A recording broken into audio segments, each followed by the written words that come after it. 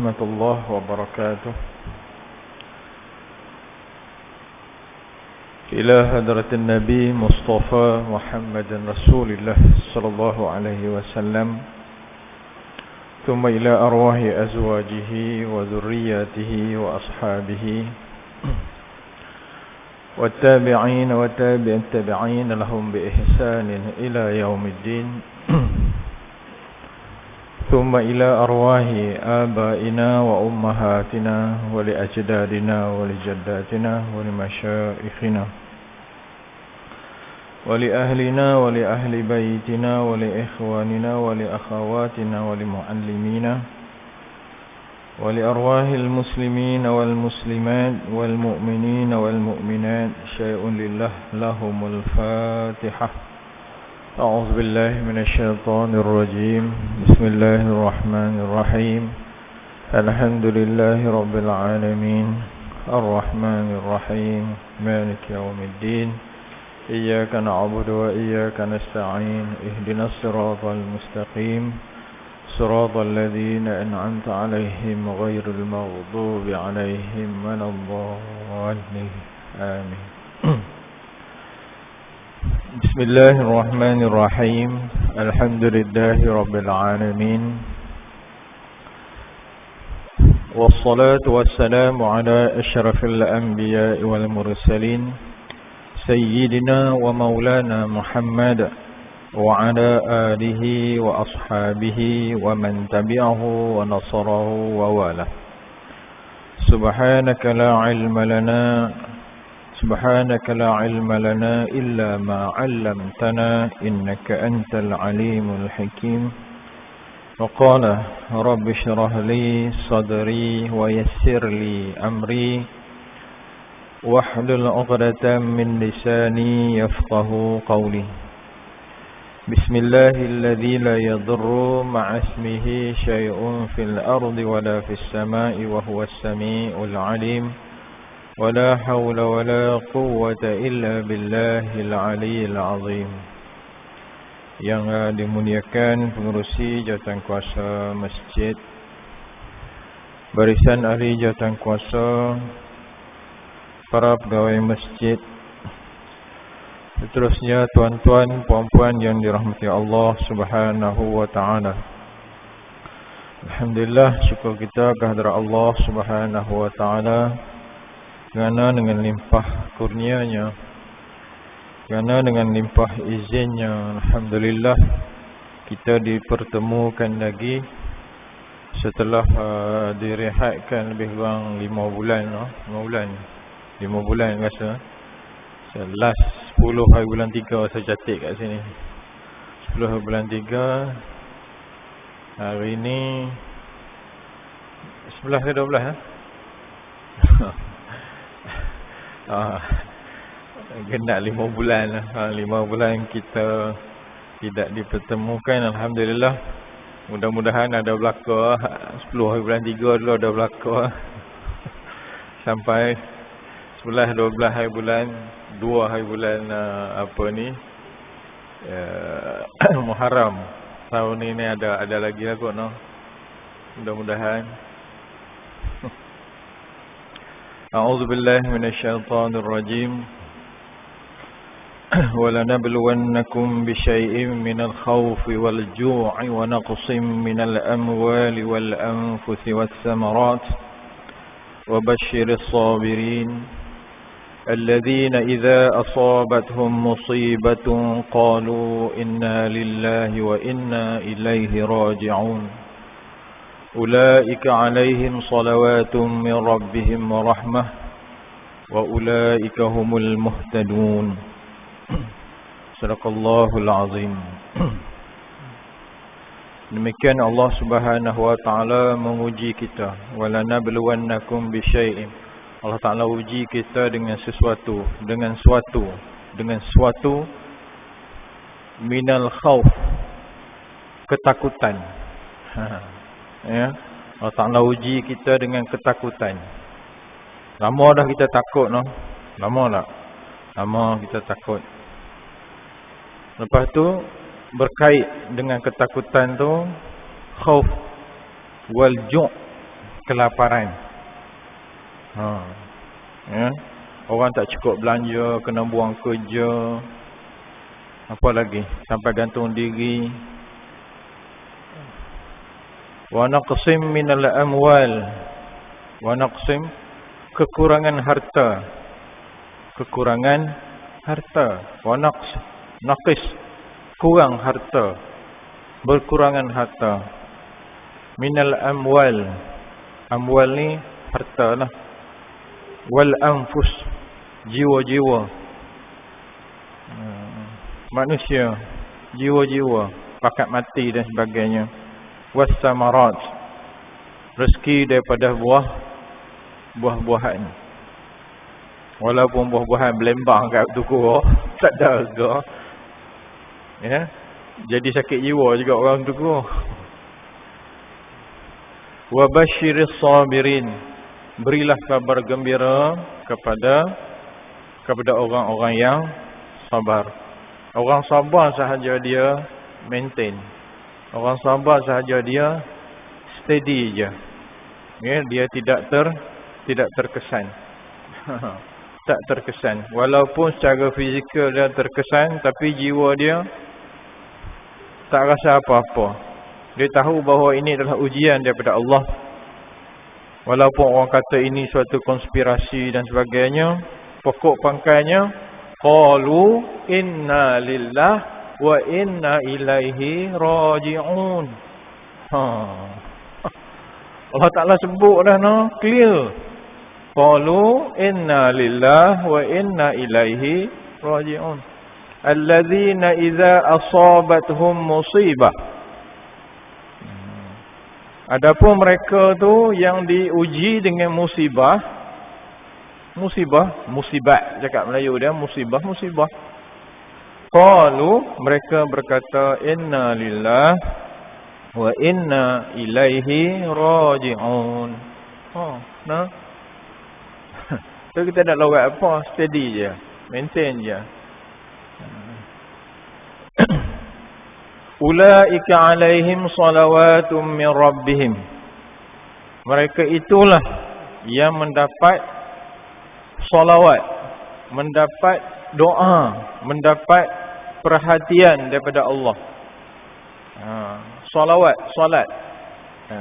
Ya, bukan Allah Ta'ala solat kat kita macam kita solat kat Allah, tak. Allah Ta'ala bagi rahmat, bagi perhatian, bagi selayaknya daripada Khaliq kepada makhluk. Ulaika alaihim salawatum min rabbihim wa rahmah. Dan rahmat, kasihan belas. Wa ulaika humul muhtadun. Mereka itulah ya, orang-orang yang berjaya. Itu dia, no.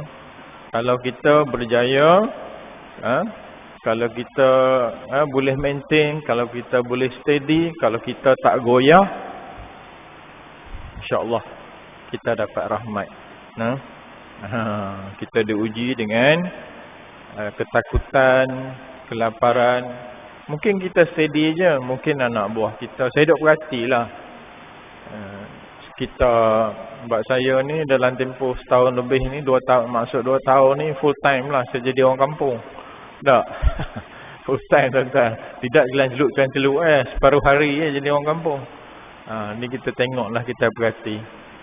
Walaupun kehidupan orang kampung ni steady ya, tak terjejah pun, nampak tak jejah pun. Saya duduk kampung, tuan-tuan, kampung tradisional balik bukit tu. Tak, steady tengok orang kampung macam tak ada apa-apa, cuma tak boleh melepak kedai kopi tu Tak, tapi curi-curi semacam juga. Tak duduk ujung-ujung Tanjung, ujung kampung duduk melepak gitu juga. Tengok demo steady, tapi walaupun begitu, demo ada kerisauan juga pasal anak-anak demo ni berada di luar. Berada di luar. Jangan terkejut kalau tuan-tuan pergi Batu Gurau, ada hub Korea.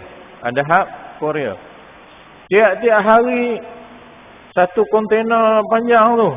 Tiap-tiap bok putih tu dengan buah durian, buah moktan, petai, lemput, koyak ada dalam tu. Nak hantar kat anak-anak lima kat luar. Sembang-sembang cerita anak tak ada kerja, kena buang kerja, cucu berderet-deret. Makna kerisauan tu tetap ada. Ketakutan tu tetap ada. Allah Ta'ala uji kita. Kalau kita kata ujianlah. Kalau kita musibah lah. Kena belaka. Nak mengajar kita, nak nak mengajar kita lah. Nak menjedarkan kita. Berapa lama lah tuan-tuan? Dah? Sahabat saya di Mekah kata, berkemungkinan sampai 2025. 2025. Baru kembali normal. Ni nak pergi umrah. Tak, dah dibuka. Saudi dah buka, Malaysia tak buka lagi. Sekali ganda lagi tuan-tuan. Kos dia. Average yang lepas 6,000, bila buka ni akan jadi 12,000 tuan-tuan. Siapa yang dah pergi, alhamdulillah. Dah tengok dah secara live. Kita nak tengok dekat skrin kan. Sayu tengok Kaabah lah. Siapa yang tak pergi kerana ketidakkemampuan tu, hanya Allah Ta'ala. Mudah-mudahan Allah Ta'ala terimalah. Ni, hak sengaja tak pergi, tak beritahulah anak buah kita, anak beranak kita. Itulah Allah Ta'ala, Nabi dah beritahu dah. Ingat 5 sebelum harinya 5. Masa lapar, masa kaya, masa hidup, masa lapar, masa sihat. Dah jadi lagu ni. Allahu Akbar. Ya. Baik, itu dia tuan-tuan. InsyaAllah kita muka surat 46 lah. Kalau hak saya ni surat 46. Kita masih lagi berada dalam halangan yang ketiga, iaitu halangan dunia dan isinya.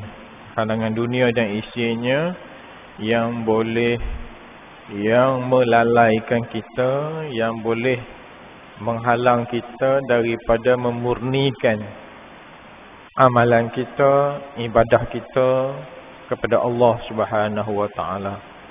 Ya. Kita walaupun kita mengaji duduk pada halangan yang ketiga, tapi sebenarnya kita masih berada dalam halangan yang pertama, iaitu halangan ilmu. Makna kita kena mengaji. Kita kena belajar. Nak jadi jahat pun kena mengaji. Nak jadi baik pun kena mengaji juga.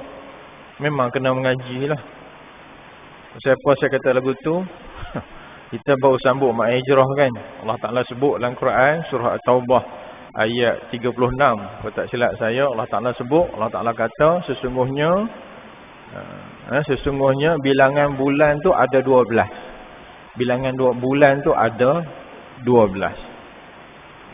Daripada 12 bulan tu ada 4 bulan yang diharamkan. Ada 4 bulan yang diharamkan. Bila kita tengok balik tafsir, kita tengok tafsir Ibnu Abbas, apa kata Ibnu Abbas? Dia kata 4 bulan yang diharamkan tu, dia kata diharamkan kita berbuat maksiat, berbuat derhaka, berbuat dosa kepada Allah. Bukan bermakna 4 bulan tu saja tak boleh buat, 8 bulan lagi hatang gila buat. Tak. Kalau boleh kontrol.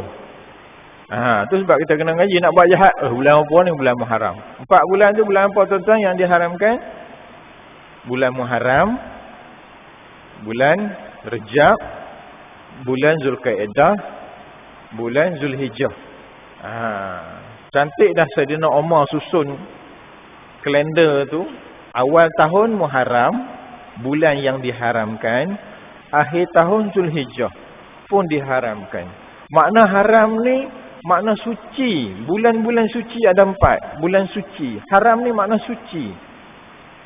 Masjidil Haram, Masjidil haram. Tanah haram. Nah, kita tambah lagi pula. Tanah haram, marah sangat haram, haram Jeddah pula. Sebenarnya haram Jeddah. Haram Jeddah. Bukan haram Jeddah. Kita tutup pergi haram Jeddah. Kena bahasa tua pula ke, haram Jeddah. Saya kena tuan-tuan. Jeddah tak car kata. Pandai-pandai buat cerita kata kita kena COVID. Wallah saya cerita dalam masjid, saya kena.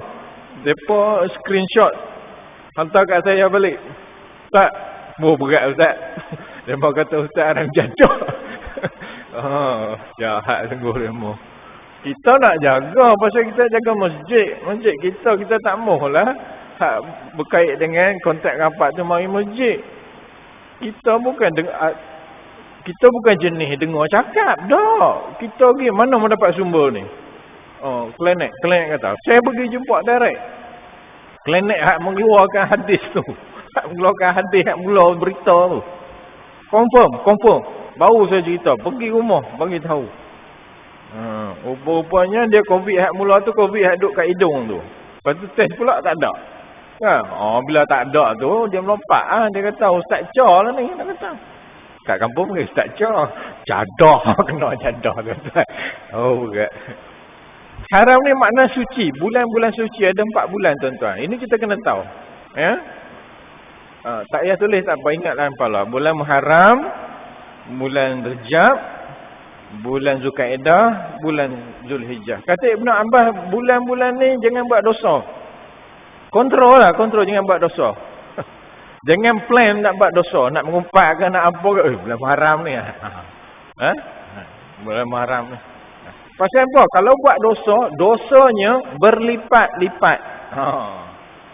Macam di tanah haram lah. Tak. Kebaikannya berganda.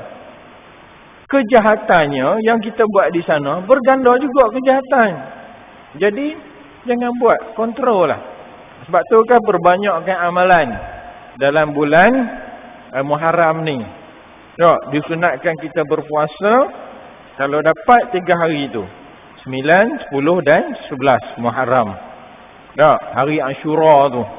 Kalau tak dapat 9 dan 10 ataupun 10 dan 11.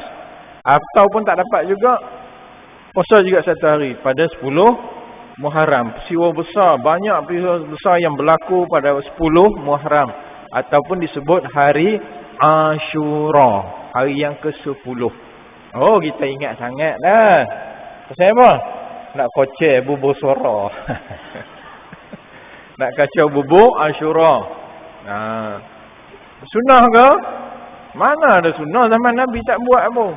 Saya masa buat haji tahun 2004 lu kena Muharram tu dekat Madinah. Kat Mekah sana.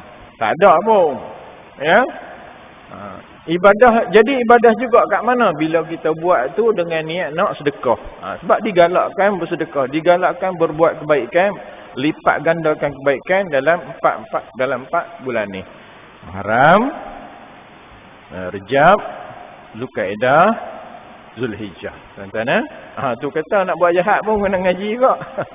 Kontrol sikit bulan ni. Nak buat baik apatah lagilah kena ngaji. Tu dia Baik, tuan-tuan. Ya, kita sambung.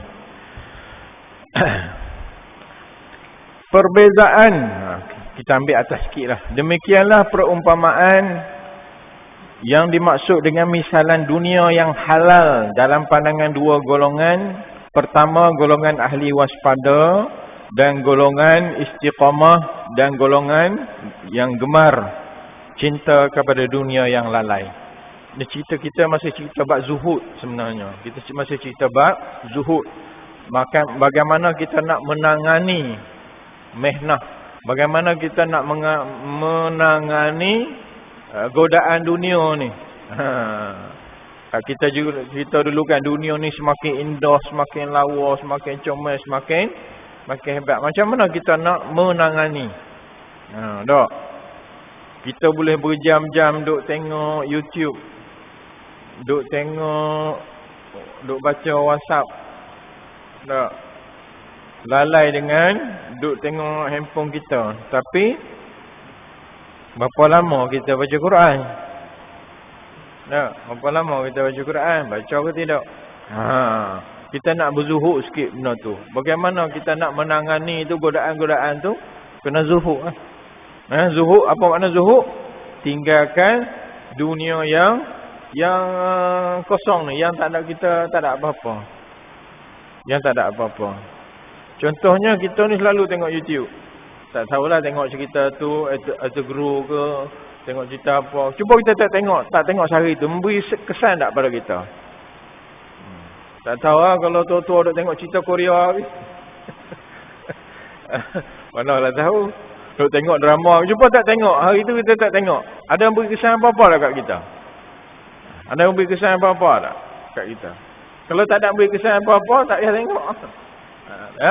Kalau WhatsApp ni kena baca lah. Tambah-tambah WhatsApp grup ngurusi kan, kena tengok apa berita terkini. Nak sambut awal Muharram tu, nak sambut Mak Hijrah pun, dia keluar arahan. Tanya keluar arahan. Tak boleh duduk lama-lama. Sekadarnya aja, tak ada ceramah-ceramah ni. Boleh tak sambut awal Muharram ni? Boleh. Sambut Mak Hijrah tak? Awal Muharram jadi Ma'al Hijrah. Mari mana Mak Hijrah ni? Sudah. Dulu kita sambut awal Muharram kan. Tahu-tahu jadi Mak Hijrah. Tuan-tuan ingat tak? Daripada mana asal Mak Hijrah ni? Saya ingat saya Mak Hijrah ni sekitar tahun 87, 88 macam tu. Saya belum masuk sekolah tu. Zaman tu Datuk Dr. Yusof Noh jadi menteri di Jabatan Perdana Menteri. Masa tu Jakin tak wujud lagi kalau tak silap saya. Yang ada bahagian Hayat Ehwal Islam Jabatan Perdana Menteri. Ketua dia Datuk Dr. Yusof Noh. Dia yang melancarkan. Kita tukar, dia kata awal Muharram tu jadi Ma'al Hijrah. Bersama berhijrah. Bersama berubah. Hijrah ni bukan makna pindah, tuan-tuan. Hijrah ni bukan makna pindah ya. Daripada bertukar mari ke Muting. Duduk kat kampung Susung. Tak, bukan sekadar tu. Hijrah ni makna dia transform habis. Perangai habis dia tukar. Perangai hak jahat duk bertukar tu mari ke Muting ni dia tukar. Ataupun hak jahat duk Muting ni pindah duk bertukar dia tukar habis perangai dia. Dia orang putih kata transformasi. Orang hak buat transformasi itu dipanggil transformer. Bukan transformer hak katung tu. Dia transform. Kalau kata pindah saja, orang Arab kata nakal. Naqala akar kata dia. Ru'ut dia naqala, nakal. Pindah. Alah kita pun selalu sebut takbir intiqalat. Dalam mayang, kita mayang kan takbir intiqalat. Takbir berpindah rukun. Daripada berdiri rukuk. Tak? Daripada iktidal kita sujud. Takbir intiqalat. Perpindahan rukun. Berpindah rukun. Naqala, naqal. Ataupun bahasa Melayu dah jadi bahasa Melayu dah. Nukilan. Sajak ini dinukilkan oleh sekian-sekian. Pindahkan daripada hati dia ke tulisan dia. Tu dia. Baik tuan-tuan. Jika perbezaan pendapat di antara dua golongan itu, golongan siapa? Golongan yang ahli waspada dan golongan yang cintakan dunia. Satu golongan ni dia prihatin. Dia berhati-hati. Dia berjaga-jaga. Takut tergelicih, takut tergelecoh dan sebagainya. Tambah hari ini kan, Allah Ta'ala uji ni habis no. Allah Ta'ala uji ni habis. Oh, aku dapat dua doh tak apa lah. Bila dapat dua doh kena juga. Oh, marah.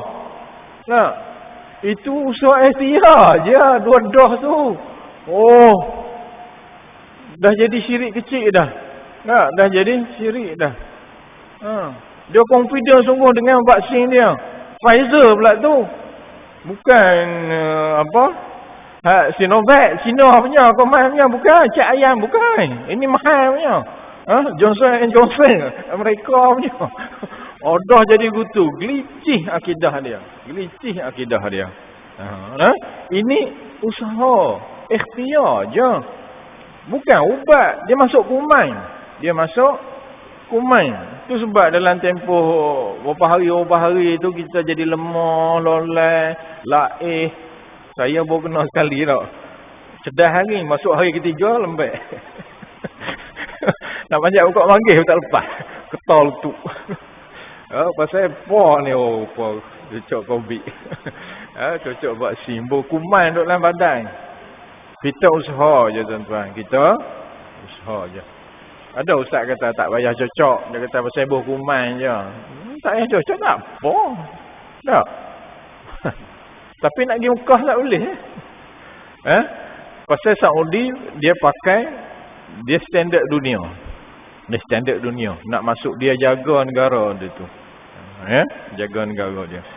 Hak mana di gazette kan ada lesen tu boleh masuk lah. Baik.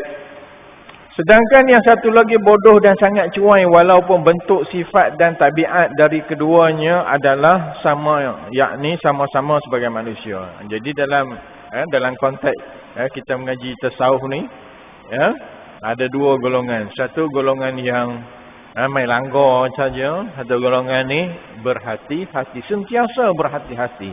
Sentiasa orang putih kata aware, alert. Jaga-jaga je, jangan sampai berbuat dosa.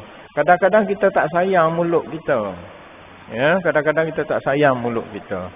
Bukan apa, dah banyak dah ibadah kita buat ni, berapa tahun dah. Kita takut sikit-sikit ibadah kita ni diambil oleh orang lain.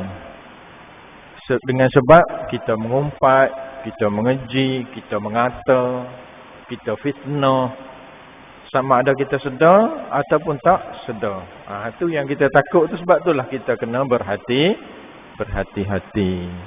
Tak? Itu dia. Tambah-tambah musim COVID ni kan, mana tahu. Kemarin dulu kita dengar ceramah, ustaz kata, apa ni? Dia kata, mentang-mentang lah Siti Sarah tu artis, semua sebut. Semua sebut. Cuma PM je tak ucap takziah. Sebenarnya Allah Ta'ala pilih bagi saya lah. Kita tengok yang positif lah. Bukan sengaja orang nak jentik nama dia. Tak. Orang nak jentik nama dia. Bukan sengaja. Ni semua kerja Allah Ta'ala belakang. Sekurang-kurangnya sekali Al-Fatihah. Sekurang-kurangnya sekali doa untuk dia. Kalau umat Islam kat Malaysia ni ada berapa juta tuan-tuan? Ada 20 juta saya kata. 20 juta Fatihah dah dia dapat. 20 juta doa dia. Allah Ta'ala nak. Dia mati bersalin, mati syahid tuan-tuan. Mati kerana wabak, mati syahid tuan-tuan. Dia, kita tak tahulah. Kita lalu doa orang tak? Allahu Akbar. Pasal ceramah ni, kuliah kita tak boleh dia komunikasi satu hala kan. Kita tak boleh nak komplain ustaz tu. Tak? Allahu Akbar. Cuma kita nak kata kat ustaz tu. Dia dah pergi lah. Dia dah pergi lah. Berapa juta. Semua orang petik nama dia. Dan Quran Time pun sebut nama dia. Tak? Tu dia. Dah tentu ada doa untuk dia. Tak? Yang kita ni Allahu Akbar. Kalau dah sejuta doa, kata sejuta doa untuk dia, Allahu Akbar tuan-tuan. No? Terampun dosa dia. No? Hak dia tengah duduk gede-gede dulu tu, terampun dosa. Nah, tu dia. Jika pecinta dunia itu mengetahui keadaan dunia seperti mana halnya yang diketahui oleh orang zuhud, nescaya mereka akan menjadi zuhud. Demikian pula yang zuhud, bila ia bodoh seperti pecinta dunia, tentu ia pun akan menjadi penggemar ataupun pencinta dunia. Kita duduk mari masjid tak? Kan apa pun. Tapi kalau kita tak mari ni kita rasa kosong. Tak? Kita rasa kosong. Kita rasa nak mari juga. Tak? Nak mari juga.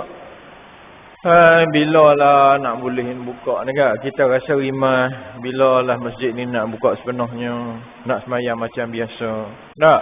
Kita ada rasa. Tuan-tuan ada rasa macam tu kan? Kalau ada rasa macam tu, alhamdulillah. Ada juga. Ada hak. Tak rasa apa pun. Tak rasa apa pun. Ada. Tak ambil tahu apa pun. Ada. Jangan kita terbalik jadi lagu tu sudah. Jangan kita terbalik jadi lagu tu sudah. Kalau kita ada rasa tu, alhamdulillah. Tu maksud dia. Lebih kurang macam itulah maksud dia, no?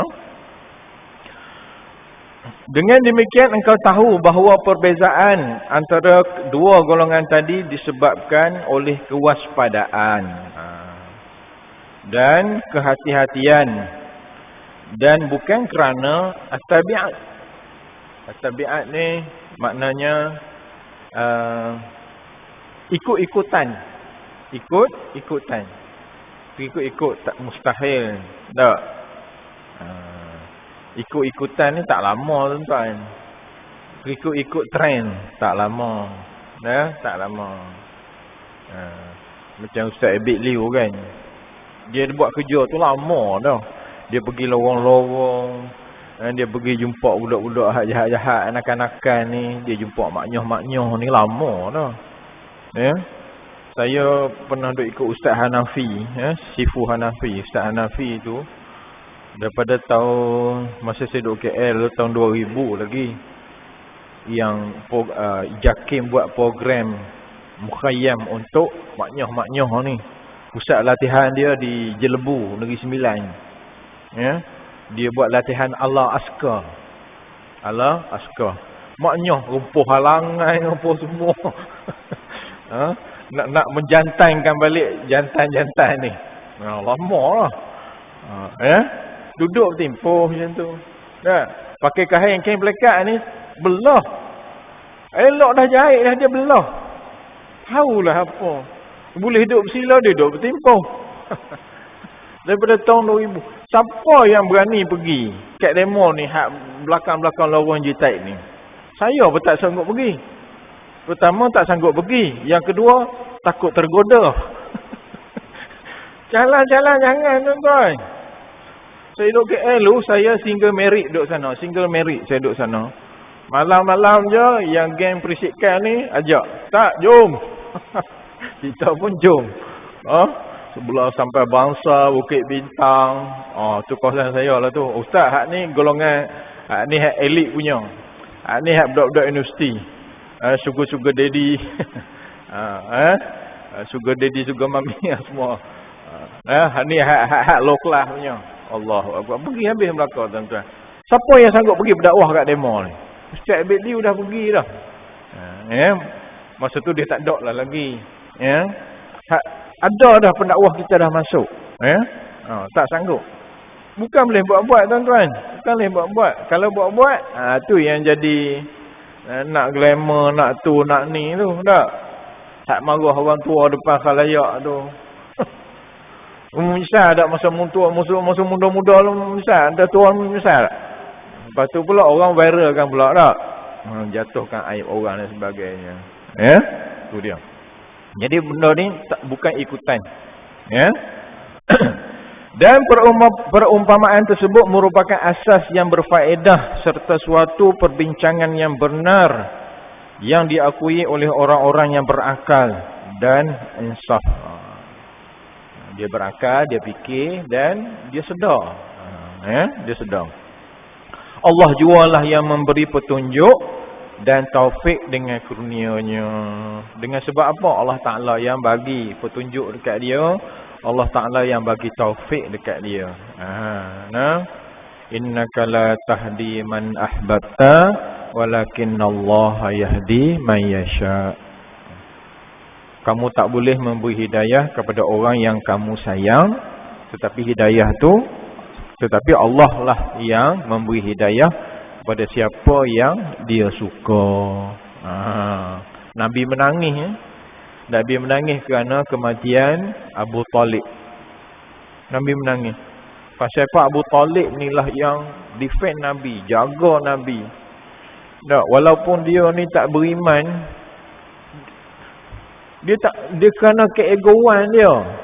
Dia tak mahu beriman. Padahal dia kenal Nabi ni daripada kecil. Nabi duduk dengan dia daripada umur 8 tahun. Tak? 8 tahun. Duduk dengan dia. 8 tahun ke? Tak sampai 8 tahun. Dia duduk selepas Abdul Muttalib meninggal, duduk dengan dia. Walaupun dia susah anak ramai, dia bela. Dia tahu perangai Nabi ni lagu mana. Dia tak mahu beriman. Nabi sangat sayang dekat dia. Nabi menangis. Sehinggalah turun ayat, innaka la tahdi man ahbabta walakinallaha yahdi man yasha. Dia jaga orang kafir Quraisy buat apa ni? Nak buat pertukaran. Bagilah Muhammad tu dekat kami ni. Kami boleh bagi lelaki lagi handsome, lagi kaya, lagi smart daripada Muhammad ni. Bagi kat kami. Dia mau pujuk Abu Talib ni supaya serah. Supaya bagi tahu Nabi ni stoplah dakwah. Sampai Nabi kata, wallahi law wada'u asy-syamsa fi yamini wal qamara fi yasari ala an atruka hadzal amra hatta yuzhirahu Allah aw uhlaka fihi ma taraktu. Sampai Nabi kata, Nabi geram dah tu. Tapi cakap cara eloklah dengan pak menakan dia. Wallah, kalau Allah ambil matahari buh kanan kiri, buh kanan, matahari bulan buh kiri, supaya aku tinggalkan hadzal amra, urusan ni, urusan dakwah ni, aku takkan buat. Hatta uhlaka, aku dimusnahkan, dihancurkan, sampailah aku tinggalkan. Dia kata, aku tak akan tinggal sehingga aku hancur, aku musnah kerananya. Tak. Tapi Allah Ta'ala jaga kan. Allah Ta'ala perintahkan Nabi berhijrah. Walaupun Nabi tak tahu bila waktu dan ketikanya, sehinggalah on the spot Allah Ta'ala kata, ya wahai Muhammad, kau pergilah ni, pindahlah ni. Nabi pun bergegas. Setengah riwayat kata malam, yang masyhur kita dengar ni kata malam kan. Malam. Panggil Ali tidur tempat dia, lalu Rasulullah pun keluarlah daripada rumah dia pada malam hari. Ya. Dia ambil pasir, dia baca kan. Yang kita dengar cerita macam itulah. Tak. Wa ja'alna min baini aydihim saddan wa min khalfihim saddan fa aghshaynahum fahum la yubsirun. Taburak. Orang-orang kafir Quraisy ni hak sebelah, daripada sebelah buah hak sado-sado ni pensan habis terlena sampai ke cerah. Tak, kita pegang sungguh ayat tu. Ustaz kata pegang ayat ni, dia kata. Kalau kita ada apa-apa keperluan, tak baca ayat ni. Kaum ibu pun hafal lah ayat ni. Tak, pergi Langkawi tak sampai duduk 3 hari, 2 hari dah nak balik dah, baca ayat ni. Tak, lalu depan kastan tak nampak. Nak bawa pinggan bakut hak mahal-mahal tu, kastan tak nampak. Semua lalu. Tak mahu bagi nampak, kena bawa pasir sekali. Tabur pasir kat kastan. Kompos dia tak nampak lah. Dia pelangkung lagi pula. Setengah riwayat kata siang. Sebab orang Arab ni aktif waktu malam. Siang dia mau tidur. Jadi strategi Rasulullah ni keluar pada siang hari. Setengah riwayat kata malam. Wallahu a'lam. Yang mana satu betul. Tapi nak cerita baginya, begitulah Nabi keluar. Nabi keluar daripada rumah dia. Rumah Nabi ni di mana tuan-tuan? Kalau kita refresh balik, rumah Nabi ni, rumah Khadijah ni berhampiran dengan bukit Safa, di kaki bukit Jabal Abi Qubaish. Kalau kita masuk daripada rumah Nabi tu, kalau nak pergi ke Masjidil Haram tu, lalu ikut Babus Salam. Itu sebab nama Babus Salam Nabi duk ikut. Ikut itulah Nabi pergi ke Kaabah. Lalu melintasi bukit Safa, pergi ke Kaabah. Rumah Abu Bakar ni di mana tuan-tuan? Rumah Abu Bakar di Hotel Hilton. Lebih kurang kalau kita jarak dekat-dekat 1 kilometer juga. Kawasan sekitar Kaabah tu adalah pusat bandar Mekah. Kalau malam ni orang Arab jahiliah tengah duk hip-hop, mu lalu kat tu pakai maut lemu. Kalau siang ni betul tuan-tuan. Orang Arab ni tak aktif. Saya duk bawa orang pergi umrah ni tuan-tuan. Siang kita pergi ziarah luar kan. Jemaah tanya, "Ustaz, mana pergi orang Arab ni?" Oh, demo jenis demo jenis macam musang ni, demo malam. Lepas tu malam bawa jemaah kita pergi bermikot di mana? Bermikot di Masjid Aisyah. Curah tengok, supermarket Ben Daud hak terbesar dekat Aziziyah tu, punyalah meriah kat situ. Tak? Tu nak cerita bagi orang Arab ni aktif waktu malam. Tu dia, no? Baik. Jika ada yang bertanya, kita tidak mesti mengambil dunia.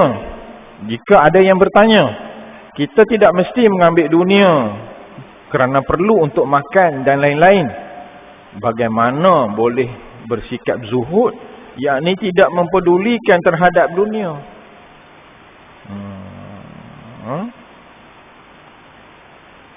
Kalau orang tanya kita, kenapa kita tak boleh ambil dunia untuk yang lain-lain, dan macam mana kita kena zuhud pula? Ni orang tak faham makna zuhud lah ni lah. Kita dah cerita panjang lebar dah bab zuhud mari kan? Dulu dah.